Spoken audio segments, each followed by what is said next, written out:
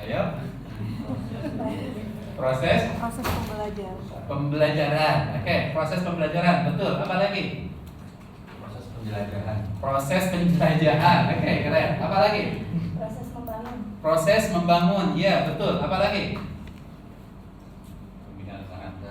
Pembinaan karakter. Oke, apa lagi? Bapak dan Ibu sekalian. Ayo.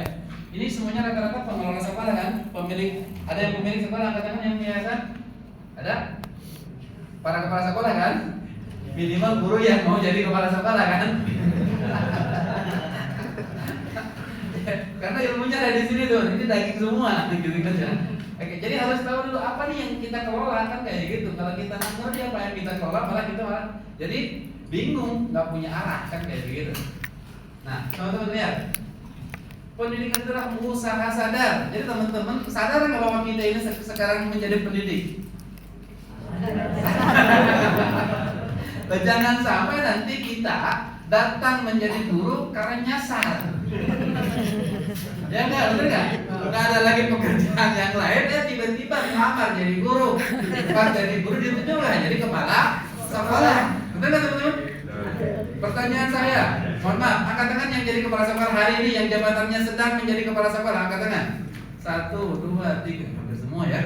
Oke, udah masuk kepala sekolah. Angkat tangan yang sebelum jadi kepala sekolah, yayasan kasih konsultan dulu ke teman-teman. Kasih S2 manajemen pendidikan minimal. Angkat tangan. 1. Yayasan ketika teman-teman ditunjuk untuk menjadi kepala sekolah, kamu jadi kepala sekolah atau ustaz jadi kepala sekolah, bapak jadi kepala sekolah, nih konsultannya, nah lanjutkan S2 manajemen pendidikan. Ada yang kayak gitu gratis S2-nya ada? Satu orang Pak ada Bu. Kepala apa namanya Bu? Citra Insani. Citra Insani. Tepuk tangan dong buat Citra Insani. Yayasannya serius berarti. Atau yayasan ngasih metode menuju kepala sekolah, metodenya jorokin. Angkat tangan. Jorokin apanya? Jorokin. Betul nggak teman-teman? Metodenya jorokin. Akhirnya yang dijorokin punya kekuatan, punya usaha namanya the power of kepepet. Udah jadi kepala sekolah. Makanya setiap hari doanya Allahumma maksa. Betul nggak teman-teman? Betul. Kepala sekolah itu mudah apa sulit? Sulit. Iya kan? Kebayang nggak teman-teman, posisi kepala sekolah posisinya ada di tengah, dari atas diinjak, dari bawah, apa namanya ditekan, gitu kan ya, ditekan oleh guru-guru, kiri kanan orang tua mahasiswa ngegencet, makanya banyak kepala sekolah yang stres. Ketika kepala sekolah yang stres, maka pilihannya dua. Ada orang stres dipikirin sehingga nggak mau makan, sehingga berat badannya nggak naik-naik. Kayak gitu Bu. Ada orang stres makan mulu. Nah lihat tuh berat badan sir. Itu kepala sekolah teman-teman. Jadi memang di hampir setiap sekolah tidak ada proses peremajaan pimpinan yang dipersiapkan. Benar nggak teman-teman? Maka ada dua masalah ketika pergantian kepala sekolah. Yang pertama, yang udah ada nih, yang purna tugas masa 1 periode jadi kepala sekolah, dikemanain? Jadi guru lagi, atau ke yayasan, atau bahkan meninggalkan sekolah, keluar. Ada nggak yang kayak gitu? Ada, banyak teman-teman. Dan tidak sedikit sekolah yang kayak begitu. Yang keduanya, siapa penggantinya? Kan ada dua kemungkinan ketika kepala sekolah diganti. Pertama, kemungkinannya lebih baik. Yang kedua, kemungkinannya lebih buruk. Yuk teman-teman, ngalamin nggak kita di sekolah kita kayak begitu? Makanya yayasan, teman-teman sebagai kepala sekolah harus punya usaha sadar. Bagaimana bukan hanya mendidik siswa teman-teman, tapi juga mendidik guru untuk menjadi seorang leader. Karena setiap pemimpin yang hebat adalah yang mampu menciptakan leader baru. Jadi jangan khawatir kalau kita digantikan dengan penerus kita, gitu. Harusnya kita menciptakan leader-leader baru sehingga kekurangan kita akan ditutupin sama kelebihan-kelebihan dari generasi penerus kita, kan kayak gitu teman-teman. Oke, makanya kenapa pendidikan disebut dengan usaha sadar untuk mengajak peserta menuju ke kedewasaan susila. Ada 3 hal yang kita di pendidikan itu yang kita olah teman-teman. Yang pertama aspek kognitif, betul kan teman-teman? Anak siswa yang tadinya tidak tahu harus menjadi tahu, itu pengetahuan katanya di sini. Kemudian yang keduanya ada aspek psikomotorik, keterampilan yang tadinya tidak bisa harus jadi bisa, kan kayak begitu. Nah, yang ketiganya yang tadinya tidak yakin menjadi yakin, itu yang disebut dengan afektif. Jadi sekolah kualitas assurance-nya hanya itu saja 3 yang teman-teman kelola, cuma itu. Kalau di siswa kognitif, psikomotorik dan afektif, betul nggak teman-teman? Apapun bentuk pendidikannya, apapun bentuk kurikulumnya, apapun jenjang satuan pendidikannya, cuma itu yang dikelola oleh kepala sekolah. Makanya usahanya harus usaha sadar. Kalau usaha sadar, bentuknya perencanaannya harus benar. Oke, berikutnya teman-teman. Nih, kenapa pendidikan itu menjadi penting? Nih, ada 5 hal atau 4 hal yang teman-teman sebagai pengelola sekolah harus menjadi concernnya. Pertama, pendidikan sebagai proses pembentukan pribadi. Tuh, makanya kedewasaan susila. Kalau di Indonesia itu menjadikan manusia Indonesia seutuhnya tuh, ya kan, di undang-undang sistem pendidikan nasional. Yang keduanya, pendidikan sebagai proses transformasi budaya. Ingat, kita ini ketimuran, kan kayak gitu. Mayoritas kita adalah seorang Muslim, kan kayak gitu kan. Maka aspek ilahiyahnya, aspek afektifnya harus lebih dominan, kan kayak begitu. Kemudian berikutnya adalah pendidikan sebagai pengembangan kompetensi. Tuh tadi kompetensi yang pengetahuan, kompetensi keterampilan, dan kompetensi afektifnya. Ayo munculkan itu. Jadi muatan kurikulumnya harus mengandung unsur yang tadi 3. Kemudian yang terakhir yang keempat, pendidikan sebagai proses penyiapan warga negara. Makanya ada sebuah hadis mengatakan Subbanul Yawm, hadis atau mahmudut ya. Subbanul Yawm rijalul ghad. Nah, pemuda hari ini pemimpin masa depan. Berarti kita hari ini sedang menyiapkan generasi-generasi penerus yang akan menjadi leader di masa yang akan datang. Jadi jangan main-main dengan pendidikan itu. Harus serius, harus lebih sadar kan kayak begitu. Karena kita sedang menyiapkan generasi penerus. Kita sedang menyiapkan generasi pengusaha, kita sedang menyiapkan generasi anggota dewan, kita sedang menyediakan generasi ustadz, generasi penegak hukum dan yang lainnya, politisi dan macam-macam.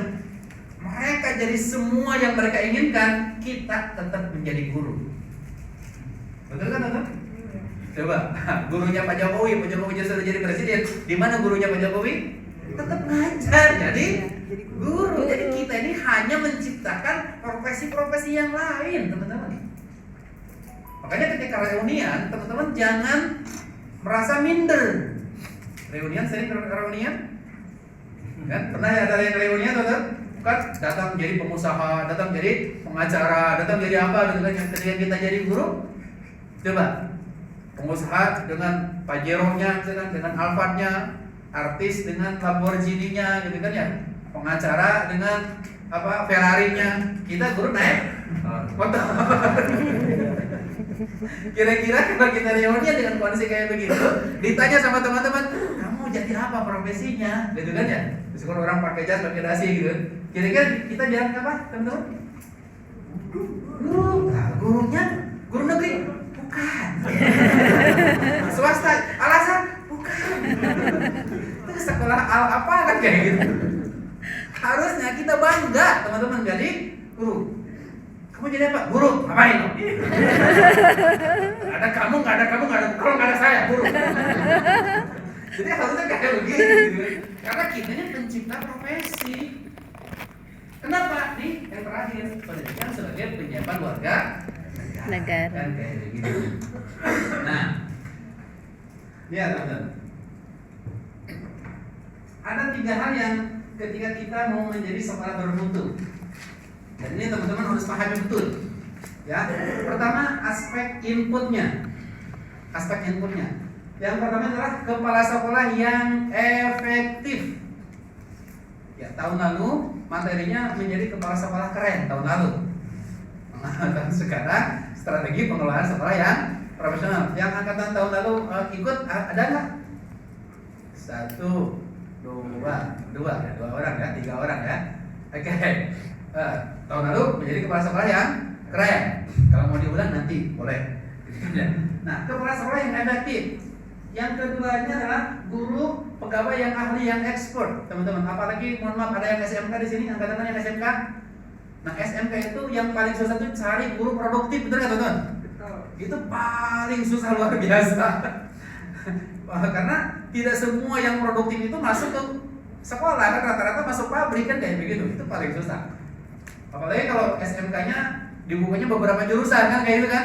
Anak boleh milih, itu paling susah cari guru produktif. Kalau SMA normatif semuanya bisa, SMP semuanya apalagi SD. Ya kan semua mata pelajaran SMA bisa gurunya kan kayak gitu kan. Guru bahasa Inggris dia, guru PAI dia gitu kan.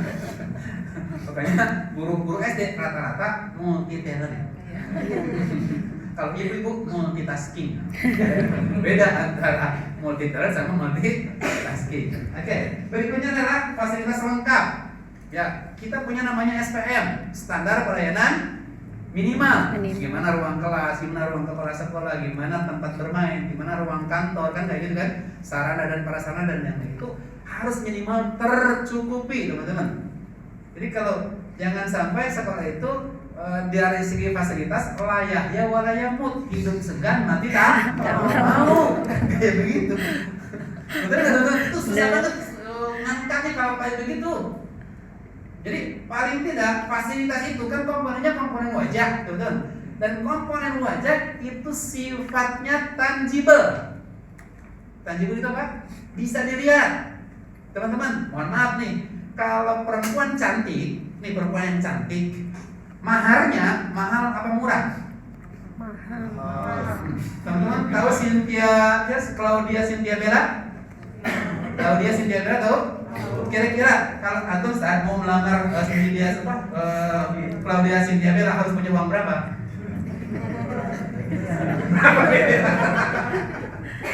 Kan kayak begitu kan?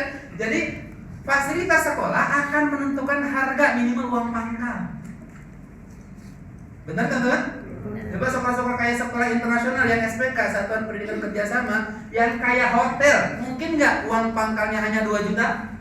Enggak, minimal 50 juta. Tapi kalau sekolah pinggir kali, ya kan? Riverside, tahu Riverside? Pinggir kali. Riverside School, sekolah pinggir kali, yang AC-nya aja pakai AC, angin berlebu. Gitu kan? Udah didorong pakai pohon rambutan macam-macam. Kira-kira kalau dia bikin uang pangkal 50 juta, ada yang daftar nggak kira-kira? Nggak mungkin. Sementara di TikTok banyak banget kan perempuan yang wajahnya biasa-biasa saja, tapi ngasih harga yang tinggi. Minimal kalau yang datang ke saya ya aku punya Alphard lah. Kan kayak gitu. Ada sekolah yang sekolahnya fasilitasnya biasa tapi harganya luar biasa. Kalau kata orang ngaca. Makanya minimal lingkungan yang fasilitas yang lengkap. Kemudian lingkungan yang kondusif. Teman-teman, kalau lingkungan sekolah berada di samping terminal atau samping stasiun, apa yang terjadi kira-kira? Apalagi depannya pasar. Wah, udah kacau dah, bener nggak teman-teman? Udah di situ pusatnya narkoba, di situ pusatnya sampah, macam-macam. Nggak kondusif ketika belajar. Maka cari lingkungan secara masyarakat itu harus lebih kondusif. Apalagi kalau ada sekolah yang tidak ada batas antara warga dengan sekolah. Misalkan ada sekolah yang kalau warga lewat jalannya depan sekolah, kira-kira gimana perasaannya? Ada yang kayak gitu teman-teman? Banyak teman-teman. Sehingga anak lihat ketika di lantai 2 anak lihat orang merokok, orang yang nggak pakai kerudung lewat, macam-macam tukang jualan lewat di situ depan sekolah, nggak kondusif. Nah, berikutnya adalah tampilan sekolah yang menarik. Kebayang nggak kalau warna cat sekolah warnanya hitam, gelap?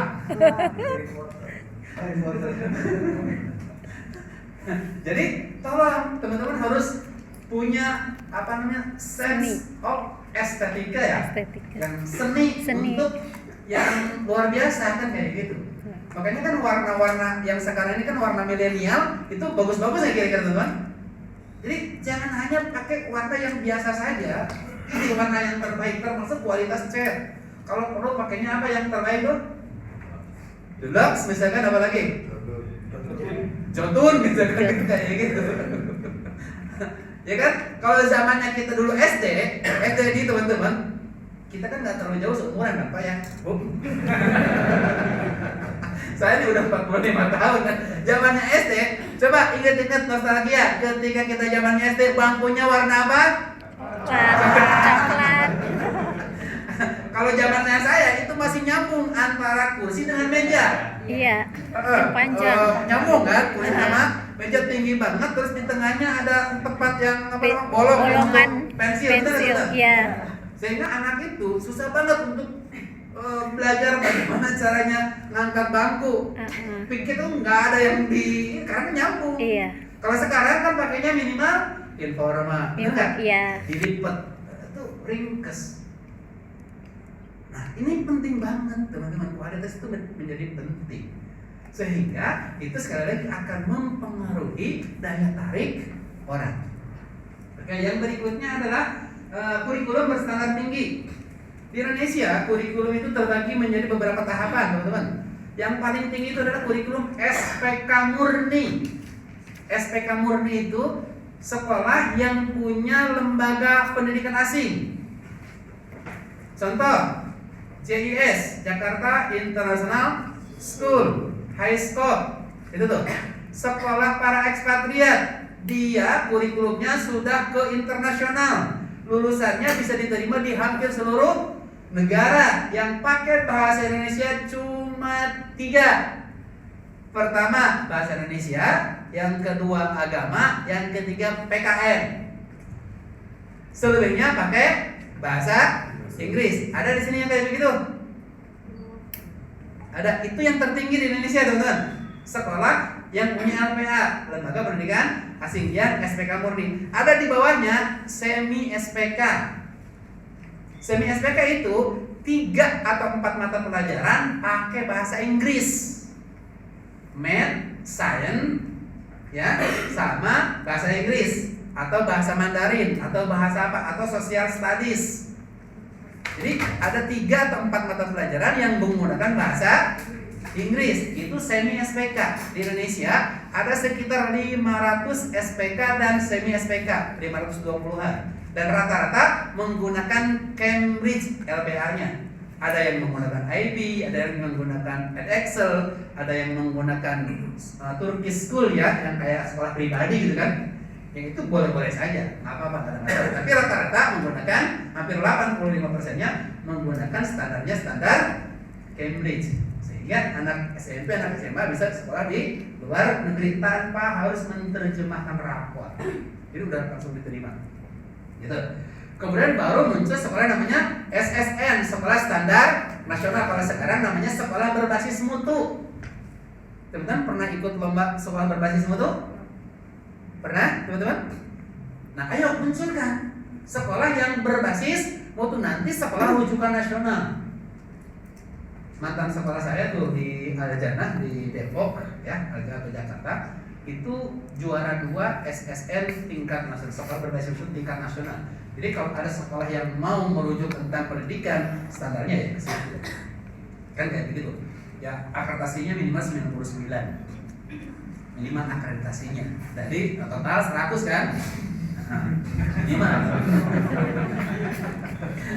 Ya kan kalau rujukan nasional kan memang harus perfect kan? Betul? Harus sempurna kan? Gitu.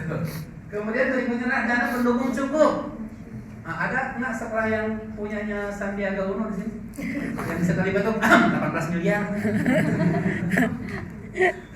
Rata-rata teman-teman, ini faktor si dana nih menjadi menjadi apa namanya? Menjadi kendala banyak sekolah, teman-teman. Menjadi kendala banyak sekolah faktor si dana ini. Sehingga mau bangun aja harus bawa sertifikat ke bank.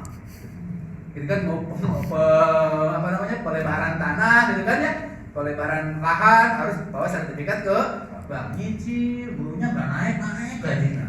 Nah, sekolahnya terkait bank terus, setiap tahun nggak selesai. Jadi kalau bagi sekolah yang dananya gampang, banyak banget udah. Belum ada guru, udah ada gedungnya kan. Nanti kan tugas kepala sekolah ngisi gedungnya kan kayak begitu. Nah, berikutnya yang berikutnya adalah siswa terseleksi. Ada sekolah yang seleksi siswanya pakai denyut nadi. Sini. Oh, ada denyut nadinya. Masuk. Yang penting hidup. Ada kan kayak begitu? Ada bro, Pak, ada kayak gitu. Saking susahnya mencari jumlah siswa, yang penting kakinya 2. Tapi ada orang yang sekolah yang memang terseleksi, harus contoh lab school misalkan Rawamangun, ya kan, Asifa Subang yang daftar 3.000 yang diterima cuma 1.200 untuk 2 cabang. Ya kan selebihnya kemana kan kayak begitu. Nah, kalau kita ya alhamdulillah sih ada yang masuk juga alhamdulillah. Seleksinya seleksi denyut. Alhamdulillah. Harusnya terseleksi. Maka dalam PPDB sekolah itu terbagi menjadi 2 tipe. Pertama, sekolah yang melakukan penjaringan. Dijaring, pokoknya lebar jala aja. Pasang spanduk di mana-mana, brosur di mana-mana, iklan di mana-mana. Ada yang masuk, alhamdulillah. Itu penjaringan. Tapi ada tipe yang kedua, penyaringan. Yang masuk siapa? Orang tuanya lihat. Nih, mau bayar apa kagak? Gitu. Bayar SPP-nya berapa kan? Wah, pagalnya berapa? Anaknya cerdas apa enggak? Ini anaknya bermasalah apa enggak? Emaknya bermasalah enggak? Bapaknya bermasalah enggak? Punya koneksi kemana dia? Kan kayak begitu teman-teman. Ayo, angkat tangan yang sudah melakukan penyaringan. Angkat tangan sekolahnya.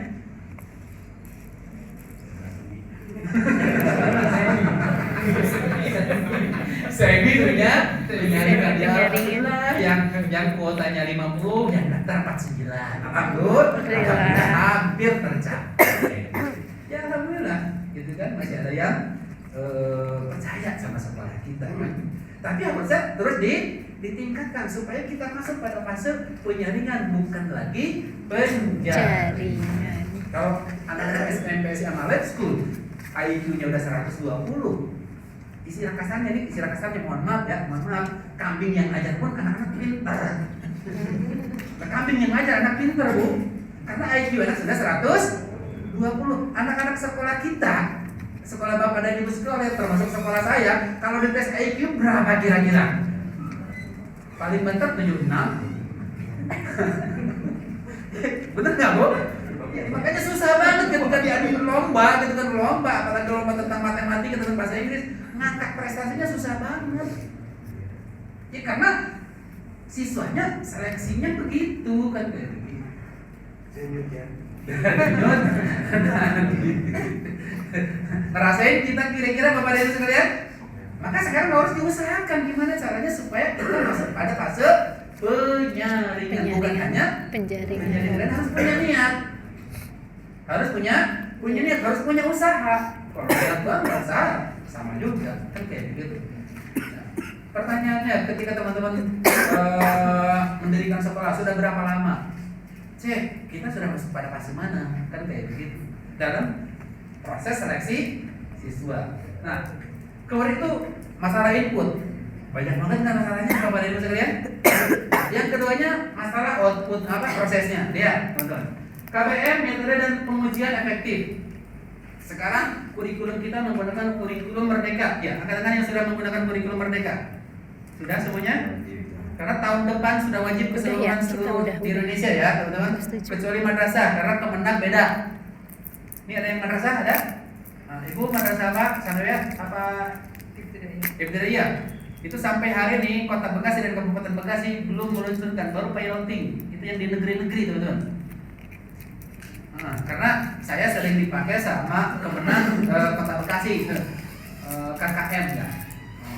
Saya kenal sama kepala kantor dan kasih pembannya Pak Haji Jenar yang di Kota Bekasi.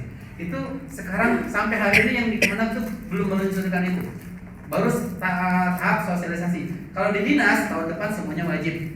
SD 1 sampai 6. Kemudian SMP 7 sampai 9. Kalau SMA SMK berarti ya udah 10 sampai ke 12. Wajib keseluruhan. 2024 2025. Terlepas apakah tahun 2024 menterinya ganti terserah. Kayaknya belum, kalau kurikulum merdeka terus dilanjutkan itu karena baru sosialisasi kan. Oke, berikutnya adalah organisasi manajemen administrasi baik. Ini dibuktikan dengan bukan hanya akreditasi, teman-teman. Jadi ada 2 evaluasi yang dilakukan oleh kementerian, dalam hal ini Dinas Pendidikan untuk sekolah. Yang setiap tahun ada namanya PKKS atau PKKM, penilaian kinerja kepala sekolah. Itu lebih cenderung ke standar pengelolaan. Bagaimana kinerja kepala sekolah dalam mengelola yang 8 standar nasional itu. Yang keduanya yang setiap 5 tahun sekali namanya akreditasi. Ingat, tahun ini teman-teman khusus untuk TK dan PAUD itu yang mengakreditasi itu adalah PNFI, ya, Pendidikan Non Formal Indonesia. Jadi para asesornya adalah para praktisi, bukan hanya para pengawas. Sehingga mohon maaf kalau di TK, Mas, tidak boleh lagi ada namanya amplop, tidak ada lagi namanya macam-macam, nggak ada. Makan pun ala kadarnya. Ya, dijemput pun nggak boleh. Kalau di TK mereka datang sendiri. Nggak boleh pakai budi, nggak boleh pakai ada, nggak boleh yang di PNP. Tapi kalau di MI, SD, ketika sampai ke SMK, karena yang asesornya banyaknya adalah para pengawas, tapi tidak semua pengawas jadi asesor, terseleksi. Coba teman-teman tanya yang di gugus masing-masing, yang di kecamatan masing-masing atau di kabupaten masing-masing, berapa pengawas yang jadi asesor. Itu tidak semua pengawas bisa jadi asesor. Lebih detail. Dan untuk akreditasi, karena ini terkait dengan administrasi, teman-teman, itu dibagi menjadi 4 mutu. Mutu yang pertama adalah mutu lulusan, yang kedua mutu proses, yang ketiga mutu guru, yang keempat mutu manajemen. Ya, ada 36 pertanyaan, minimalnya 35. Untuk SMK sekitar 37 pertanyaan. Karena ada ininya apa namanya? Kekhususan tersendiri bagi SD yang menggunakan tematik dan SMK yang menggunakan sistem penjurusan vokasi. Itu dibagi menjadi itu. Maka kepala sekolah harus menyiapkan, jangan sampai ketika mau akreditasi kita lembur, semuanya jadi pesulap, SIM, salabim. Karena untuk dokumen akreditasi itu sifatnya performan sekarang, teman-teman. Jadi yang dibutuhkan adalah dokumennya foto, video. Dokumen yang dalam bentuk kertas itu nilainya cuma paling akhir. Itu pendukung. Berarti kepala sekolah harus sekarang mulai aware terhadap administrasi. Semua foto, video digabungkan jadi satu. Foto, video, foto apapun bentuknya. Ayo mulai. Berikutnya hubungan masyarakat dan industri erat. Teman-teman, ada yang punya divisi humas dan marketing di sekolahnya? Angkat tangan. Humas dan marketing. Kalau di SMK pasti ada namanya HUMIN, hubungan industri, karena dia harus dekat dengan dunia usaha sama dunia industri. Kenapa? Karena anak ada namanya PKL, kan kayak gitu kan. Nah, ada praktek kerja lapangan yang harus dekat dengan usaha dan industri. Di sekolah-sekolah yang bagus itu rata-rata punya humas dan marketing, teman-teman. Dan itu sebuah kewajiban sebetulnya. Teman-teman punya produk yang bagus, tapi nggak ada pemasarnya. Kira-kira gimana, teman-teman? Ayo, pertanyaannya, rokok iklannya keren apa keren banget? Coba pernah nggak lihat iklan rokok yang jelek? Ada nggak? Enggak. Ada naik kuda, naik macam-macam itu aja. Seolah-olah orang yang merokok itu keren, orang yang merokok itu hebat, padahal orang yang merokok sebetulnya bengek. Coba, ya orang yang merokok itu kan nggak bisa baca. Merokok dapat menyebabkan gangguan janin, jantung, apalagi hipertensi, kanker, macam-macam kan. Indonesia nggak suka yang kayak begitu. Tapi kalau misalkan pakai uang menyebabkan kanker 500 juta, menyebabkan apalagi jantung 700 juta, baru nggak akan merokok. Kelihatan kayak begitu. Rokok yang jelek iklannya keren banget, sekolah yang hebat nggak punya tenaga pemasaran. Masalah kira-kira teman-teman? Masalah. Maka sekarang dimunculkan tuh pulang dari sini, tolong bilang ke kepala sekolah, tolong bilang ke yayasannya, munculkan satu unit namanya Humas dan Marketing. Untuk apa? Untuk membangun jaringan ke dunia usaha, dunia industri, ke masyarakat kan kayak gitu. Karena ini prosesnya hubungan masyarakat dan industri harus erat kan kayak gitu. Berikutnya adalah unit produksi maju dan lancar. Ini contoh. Kalau di SMK itu kan harus punya workshop ya Bu. Nah, ya Pak ya, harus punya workshop. Kalau bisa workshopnya itu langsung bisa memproduksi yang macam-macam. Di sekolah misalkan ada namanya kantin, ada namanya koperasi karyawan, ada namanya unit aktivitas. Kita harus semarak teman-teman.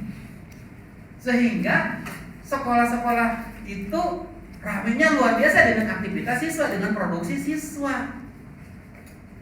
Ada sekolah yang hebat banget, yang sekarang lagi viral, namanya Azaitun.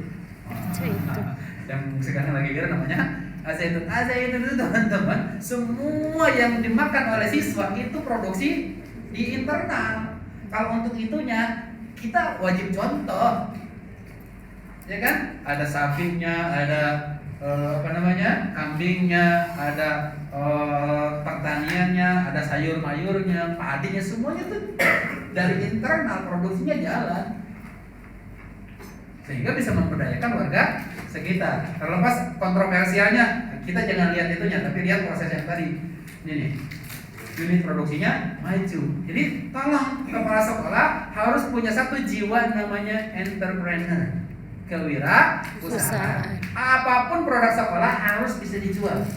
Keren nggak kalau kepala sekolah kayak gitu teman-teman? Mantap ya. Jadi setiap akhir tahun itu ada namanya bonus akhir tahun, gaji ke-13 selain THR. Hasil dari mana? Hasil dari unit produksi. Hebat. Kalau di koperasi namanya adalah SHO, sisa hasil usaha. Ada yang 3 juta, ada yang 4 juta, yang bisa umroh, keren banget. Di sini ada sekolah yang punya koperasi sendiri, koperasi karyawan.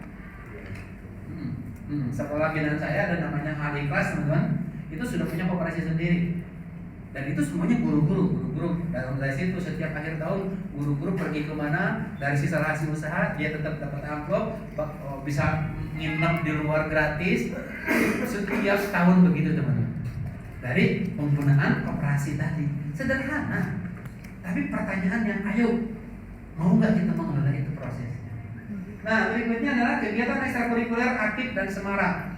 Teman-teman, salah satu daya tarik anak-anak ke sekolah adalah ekstrakurikuler, dan ini bisa dijadikan sebagai sarana untuk anak berprestasi.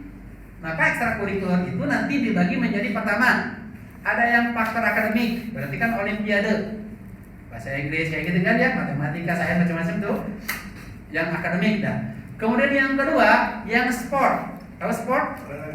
Olahraga. Contohnya apa? Taekwondo, futsal, macam-macam tuh, archery, macam-macam ya. Yang ketiganya yang art, seni. Contohnya apa? Marawi, saman, K-pop, syariah, kan? K-pop syariah gimana caranya? Ya kan? Macam-macam. Ya kan? Yang terakhir baru ada yang life skill. Yang life skill itu seperti apa? Contoh, ya, yang entrepreneur jualan, kan kayak gitu, itu bagian dari misalkan cooking class itu bagian dari itu namanya life skill. Di sekolah-sekolah internasional, cooking class itu dijadikan sebagai unit aktivitas, sehingga anak-anak bisa berekspresi di situ. Tolong bikin 4. Ya tadi ya, ekstrakurikuler. Yang pertama tadi apa? Akademik. Akademik. Yang kedua, matematikanya. Yang keempatnya, Life skill. life skill.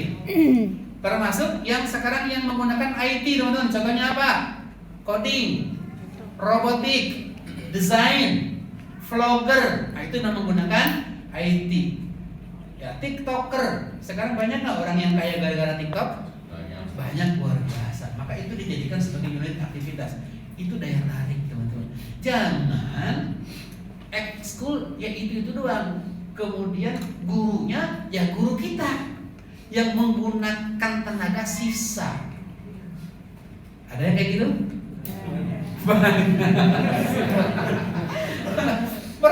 Pertanyaannya, tujuan diadakan ekskul itu untuk apa, teman-teman?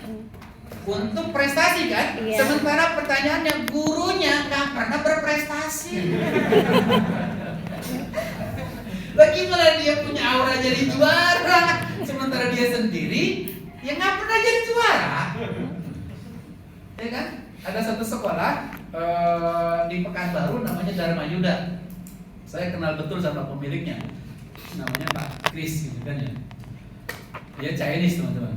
SMA. Tahun kemarin 2022 dia termasuk yang dapat piala tingkat nasional pengelolaan sekolah karena anaknya berprestasi dari nasional sampai ke tingkat internasional. Jadi Epson apa gitu ya. Yang jelas itu tingkat nasional. Sekolah terbaik tingkat nasional SMA, teman-teman. Dia salah satunya menggunakan ekstrakurikuler. Jadi ketika dia punya anggaran untuk ekstrakurikuler, pelatihnya tingkat nasional, tingkat kabupaten kota misalkan ya. Anggarannya cuma untuk tingkat kabupaten kota, kualitas pelatihnya. Dia panggil orang tuanya, sini Pak, Bu, kita meeting. Kita punya anggaran bayar pelatih hanya tingkat kota Madia, juaranya. Tapi target sekolah tingkat nasional. Maukah Bapak Ibu hire orang atau kita sudah punya orangnya, cuma anggarannya nggak masuk, kan kayak gitu ya. Jadi orang tua double bayarnya, bayar untuk bayar pelatih yang tingkat nasional, sehingga juaranya bukan tingkat kota Madia, tapi juaranya tingkat. Yang bayar siapa? Orang tua. Sekolah ya tetap mengeluarkan uang, tapi batasnya tingkat kota Madia. Misalkan sekali datang 3 juta, sekolah punya 1 juta, yang 2 jutanya dari orang tua. Itu yang dilakukan oleh Dharma Yuda, sehingga setiap minggu semua anaknya juara. Saya pernah diundang khusus, dibeliin tiket pulang pergi ke Pekanbaru, disiapin hotel hanya untuk Pak Edin tolong lihat saya lagi end of year, wisuda kalau di kita mah wisuda itu end of year dia bilangnya. Anak-anak itu, teman-teman, ketika dipanggil satu anak bererot itu namanya piala 1, 2, 3, 4. Satu anak luar biasa. Kalau di kita kan anak siapa, cita-citanya apa, kan kayak gitu kan. Itu teman-teman beneran nih, semua anak nggak ada yang nggak juara.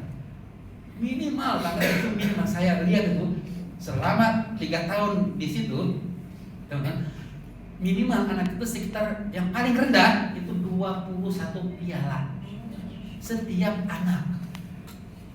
Jadi kalau anak yang sudah punya 21 piala tingkat internasional di sekolah mana aja kan keterima, teman-teman, dengan menggunakan jalur prestasi. Kebayang nggak kalau sekolah kita kayak begitu?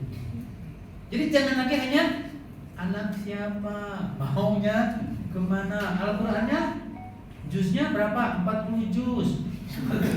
Juz nangka, juz Al-Quran, juz lemon. Kan kayak gitu. Kita Al-Quran target 3 juz, 1 juz pun enggak. Kan kayak begitu kan. Nah ini penting banget, teman-teman. Kenapa? Nah ini ekstrakurikuler.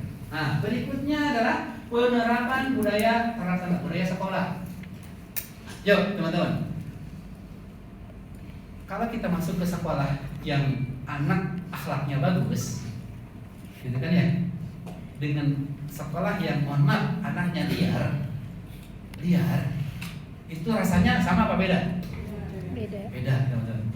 Saya pernah jadi konsultan Asidikiyah, yang punya Kiai Haji Nur Muhammad Iskandar SQ yang di Kebun Jeruk. Gitu kan ya. Saya habis ngisi pelatihan itu dibawa sama Pak Kiai. Perin kita jalan-jalan. Itu anak yang lagi volley, yang lagi sapu, lagi ngapa-ngapain. Itu ketika kita lewat dia nunduk, membiarkan kiainya lewat, berhenti sejenak. Kalau anak kita nih, jujur, anak bapak dan ibu sekalian di sekolah, kita lagi ngobrol, anak kita lewat, permisi apa kagak? Bos. Ayo teman-teman, permisi apa kagak? Permisi. Diinjeknya kaki kita. Itu kenapa? Karena nilai adab, nilai budaya itu sudah mulai hilang di sekolah kita. Zamannya saya pesantren, ketika Kiai habis selesai ngisi, kan selalu dikasih minum kan? Itu santri berebut untuk ngambil minum bekas Kiai. Kalau kita nih nawarin ke anak, habis diminum sama kita, siapa yang mau minum ibu? Ada yang mau nggak kira-kira? Kagak. Betul nggak teman-teman? Jadi rasa takdimnya terhadap guru menjadi kurang. Kenapa? Ada yang disebut dengan humanism. Gocek dikit borgol, marah dikit KPAI.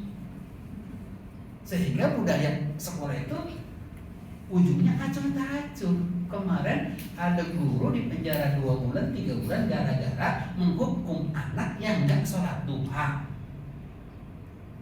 Dulu zamannya kita kecil, zamannya kita pesantren, digebuk sama kiai, gitu kan ya, digebuk sama guru kita, lapor sama orang tua kita, diapain kitanya? Balik. Betul kan teman-teman? Iya. Benar. Dan sekarang kan zamannya media sosial. Jadi orang itu dengan bangganya merekam dia lagi marah-marahin gurunya.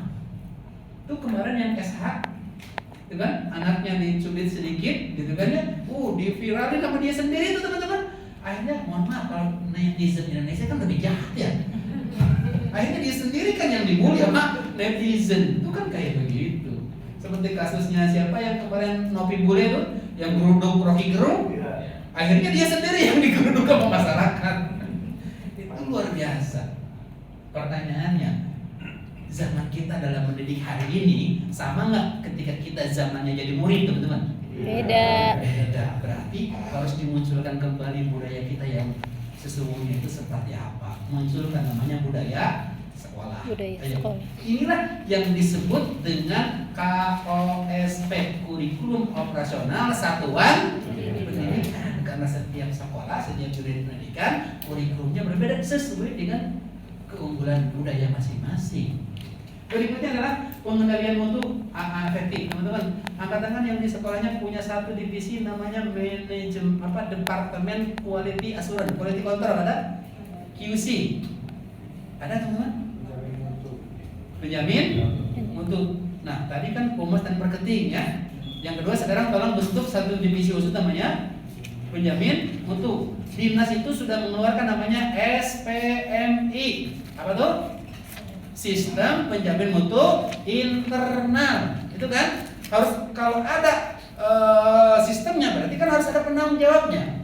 Harus ada orang yang menjaganya, teman-teman. Jadi tolong tunjuk di antara teman-teman itu, ini sekolah masing-masing, namanya tim penjamin mutu, supaya sekolah kita terus berkembang baik. Nah, itu dalam proses. Banyak PR-nya, teman-teman. Dari satu slide aja kan banyak. Ini 171 slide.